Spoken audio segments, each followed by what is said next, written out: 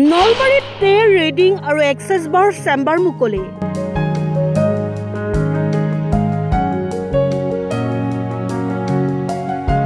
কেকেৰি খ্যাত অভিনেত্ৰী সিমি বৰ্মনে মুকলি কৰে চেম্বাৰটো।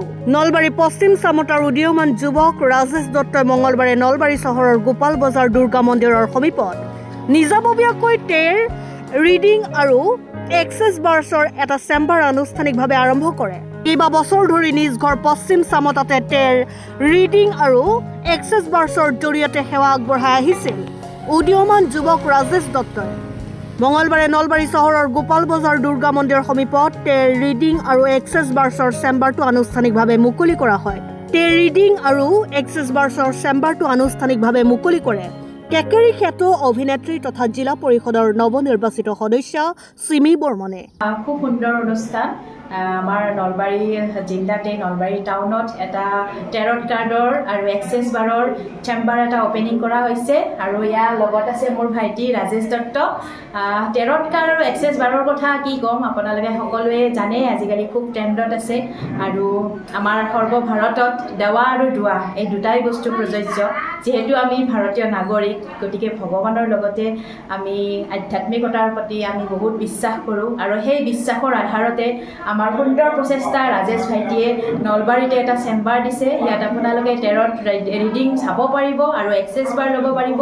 ইয়াৰ পৰা যথেষ্ট ফলপ্ৰসূ হ'ব পাৰিব, কাৰণ মই নিজেও তাত টেৰট কাৰ্ড চাইছিলোঁ, এক্সেছ বাৰ লৈছিলোঁ, নিজেও বহুতখিনি ফলপ্ৰসূ হৈছোঁ। আৰু আগতে চেম্বাৰ ঘৰত আছিলে, সি ঘৰতো চাব। এতিয়া আমাৰ সকলোৰে সুবিধাৰ্থে নলবাৰীত অপেনিং কৰিছে। আজি শুভ মুহূৰ্ত হ'ল আৰু এই শুভ মুহূৰ্তত মোকে উদ্বোধন কৰিবৰ কাৰণে মোক মাতিছিলে। তো ৰাজেশ, তোমাক ইয়াৰ জৰিয়তে ভিডিঅ'ৰ জৰিয়তে তেখেতক আৰু তেখেতৰ পৰিয়ালক মই ধন্যবাদ জনাইছোঁ আৰু তাৰ উজ্জ্বল ভৱিষ্যত কামনা কৰিছোঁ। এই জয়যাত্ৰা তাৰ অব্যাহত থাকক। নমস্কাৰ। আজি যিটো মোৰ অনুষ্ঠান আছিল টেৰট কাৰ্ড ৰিডিং আৰু এক্সেছ বাৰ্ছৰ যিটো উদ্বোধনী অনুষ্ঠান নলবাৰীত, অৰ্থাৎ মোৰ আগৰ পৰাই মোৰ চেম্বাৰ ঘৰতে আছিলে, কিন্তু আপোনালোকৰ প্ৰত্যেকৰে সুবিধাৰ কাৰণে প্ৰত্যেক মঙলবাৰ আৰু শনিবাৰ, অৰ্থাৎ সপ্তাহৰ শনিবাৰ আৰু মঙলবাৰে নলবাৰীত গোপাল বজাৰ দুৰ্গা মন্দিৰৰ একেবাৰে সমীপতে একেবাৰে আপোনালোকৰ সুবিধাৰ কাৰণে ইয়াতে মই চেম্বাৰটো মুকলি কৰিলোঁ। আৰু আজি সঁচাকৈ এটা মোৰ ভাল লগা দিন, যিটো দিন ভাবি ৰাখিছিলোঁ এনেকৈ এটা মানে কৰিম বুলি পেলাই, আৰু সেইখিনি মোৰ আজি সাৰ্থক হোৱা যেন লাগিল। আৰু এতিয়া মানে আকৌ সাৰ্থক হ'ব যেতিয়া আপোনালোকৰ মৰমবিলাক পাম। এতিয়া এক্সেছ বাৰ্ছ আৰু টেৰট কাৰ্ড ৰিডিং কৰিম ইয়াতে প্ৰত্যেক শনিবাৰ মঙলবাৰ। লগতে মই যিটো বাস্তু কনচাল্ট কৰা হয়, ঘৰৰ যিটো আপোনালোকৰ ঘৰখন ধুনীয়াকৈ সজাবলৈ কেনেকৈ কি কৰিব লাগে, কোনো ধৰণৰ বস্তু নভঙাকৈ বা একো নকৰাকৈ সুন্দৰভাৱে আপোনালোকক মই বাস্তুটোও আপোনালোকৰ ওচৰত মই চাব হয়, বাস্তুটো চাই দিম। গোটেইখিনি বস্তুৱে আপোনালোকে আহি পেলাই মোৰ ওচৰত ধুনীয়াকৈ চাব পাৰিব। যিহেতু টেৰট কাৰ্ডত কি চোৱা হয় প্ৰত্যেকে গম পায়, কাৰণ টেৰট কাৰ্ডটো এনেকুৱা এটা বস্তু যিটোত আপোনালোকৰ past, present, future, health, career, যদি আপোনালোকৰ বা বাস্তু দোষ লাগি আছে, যদি আপোনালোকৰ পিতৃদোষ লাগি আছে, যদি আপোনালোকৰ ঘৰত কিবা নিগেটিভিটি আছে, যদি আপোনালোকৰ ওচৰত ব্লেক মেজিক চলি আছে, গোটেইখিনি বস্তুৰ নিৰাময় এই টেৰট কাৰ্ডে সমাধান দিয়ে, গম পায়। আমি প্ৰথম কাৰ্ড চাই পেলাই আপোনালোকক দি দিব পাৰোঁ, উলিয়াই দিব পাৰোঁ কেনেকুৱা কি হৈ আছে।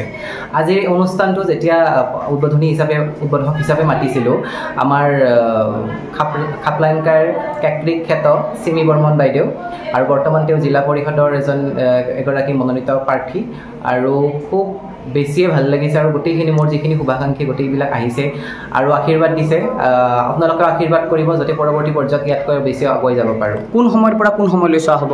মই আপোনাৰ শনিবাৰ মঙলবাৰ তাৰে সময়টো হৈছে আপোনাৰ ৰাতিপুৱা 10:30 বজাৰ পৰা মই গধূলি 7:30 বজালৈকে আছোঁ ইয়াতে। আপোনালোকে ফোন কৰি ল'ব, আৰু যদি এড্ৰেছটো মই দি দিম গোটেইখিনিত, একদম একেবাৰে দুৰ্গা মন্দিৰৰ কাষৰ ৰাস্তাটো সোমাই আহি পেলাই তাত আছে গোটেইখিনি বস্তু, এড্ৰেছ পাতি গোটেইখিনি দিয়াই আছে। তাত আপোনালোকে মোক ফোন কৰিলে ফোন নম্বৰ সহকাৰে গোটেইখিনি বস্তু পাই যাব। আপোনালোকে মোক হোৱাটছআপ মেছেজ কৰিব পাৰে, যদি কিবা কাৰণত ইমানবিলাক ফোন কলৰ উত্তৰ দিয়াটো সম্ভৱ নহয় কেতিয়াবা, তথাপিতো আপোনালোকে যদি হোৱাটছআপত এটা মেছেজ কৰে আপোনালোকে গোটেইখিনি এড্ৰেছ বা গুগল লোকেশ্যন গোটেইখিনি বস্তুৱে পাই যাব।